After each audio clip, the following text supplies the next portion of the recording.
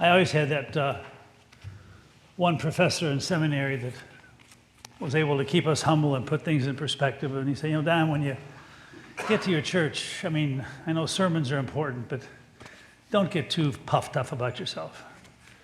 Sermons are pretty basic. You've got Jesus' story, you've got your story, and you got the people's story when they walk through the door. And when those three things collide, out pops a sermon. Not always a good one, but out pops something. And I realize more and more especially after this last couple and a half years, that nobody can walk in your shoes. Your journey is unique and it's personal. My journey is unique and personal. And we have a tendency to look at other people and we can judge their journey and we can have opinions and we can think that we know what someone else is going through, and we don't. Each one of us is unique, and I can't walk in your shoes and you can't walk in mine.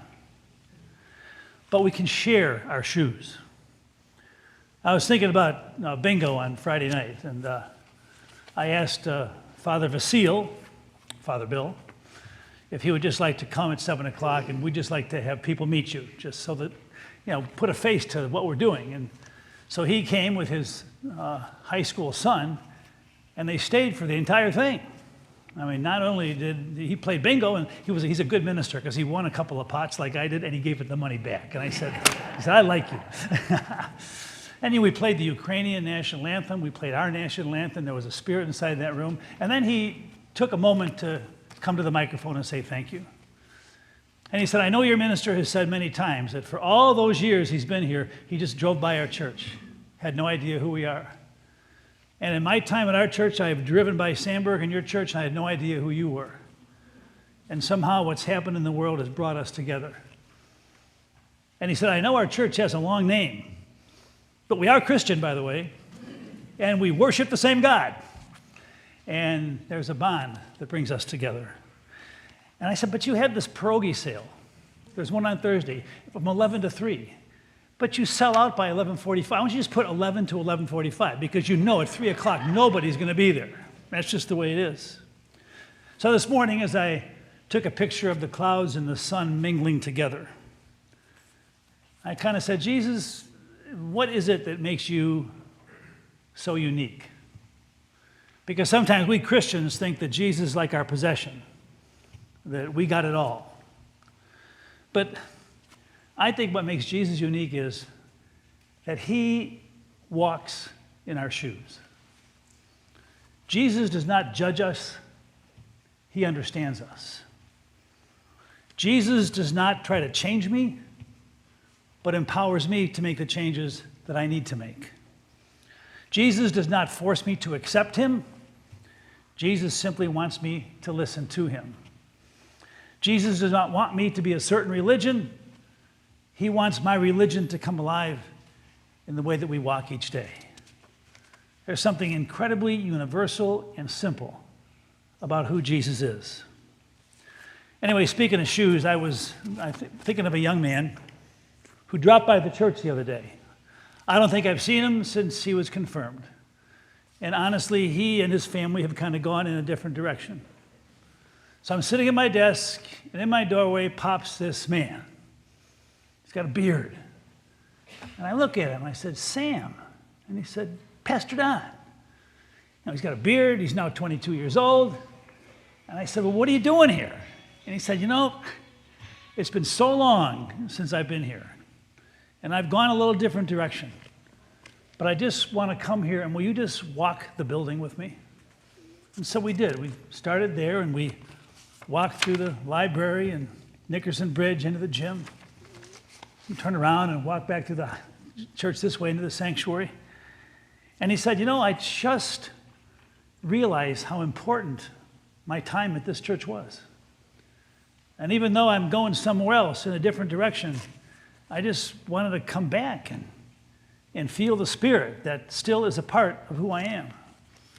And we embraced and we talked, and it made me realize, and I'm sure it's the same way for you, that when you just plant the seeds of goodness in someone else, maybe it was yesterday, maybe it was 10 years ago, that sometimes the simplest little things that we do can be life-changing to somebody else.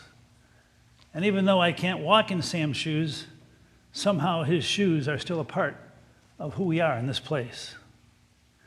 When speaking of seeds, Sue Franchina died this week, and my guess is 98.8% of you have no idea who Sue Franchina is.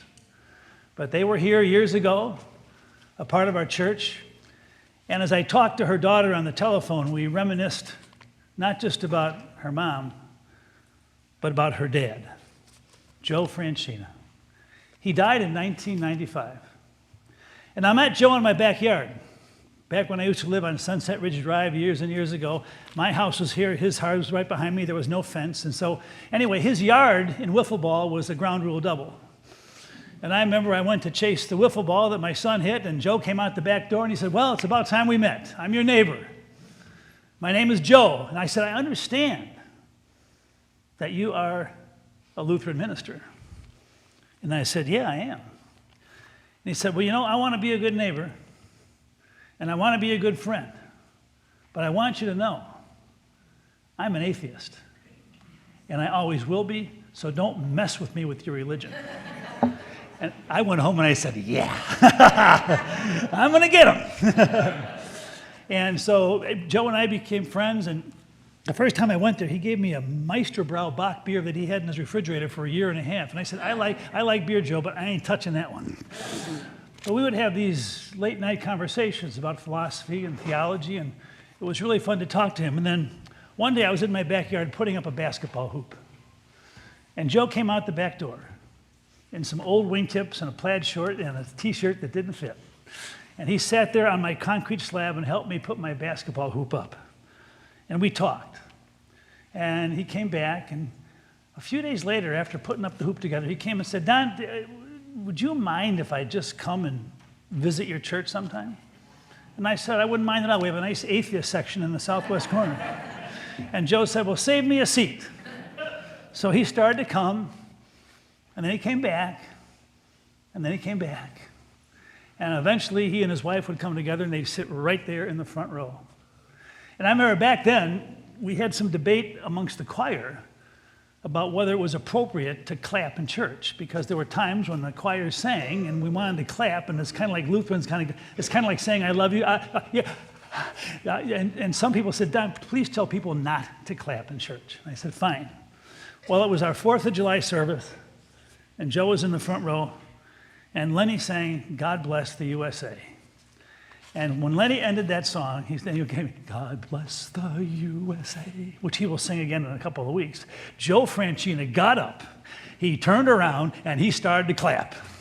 And people started to clap, and they got up, and they turned around, and it was just a standing ovation for Lenny and "God Bless the USA." And from that time on, we clapped almost every Sunday.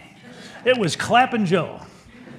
And then when Joe was diagnosed with cancer, he had some major surgery, and his head was all bandaged up. And eventually it was a walker, and eventually it was a wheelchair. And Joe never missed a Sunday in church. He was in church in that front row in his wheelchair and bandages the week before he passed away.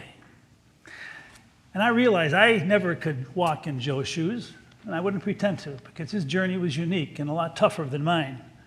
But over time, Joe discovered, like I have, that religion is not just about believing in God. Religion is knowing that God walks in your shoes every day. It's like one of my coaches once said, "Don, you can claim to believe anything you want.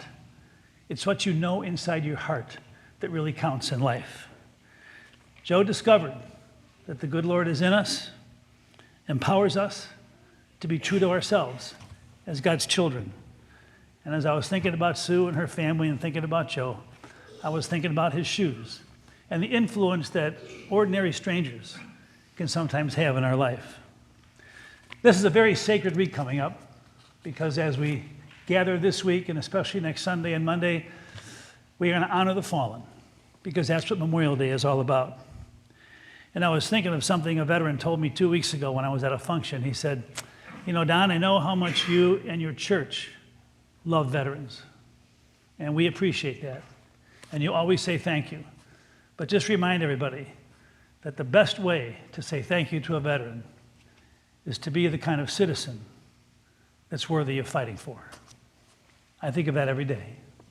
That when you get up in the morning and you think about your journey, even the common stuff, that maybe you want to be the kind of person, the kind of human being that's worth fighting for. I'll be thinking about that next weekend on Sunday and Monday. Yes, from Ukraine to a young man who has not forgotten where he came from, to a not so ordinary Joe who discovered a God in the ordinary moments of life. I have no idea where our journey is going to go, but I do know this. When we share our journey together, it gives us the strength to get up each day and to try to make a difference. Amen. If you're able to, please rise for the creed.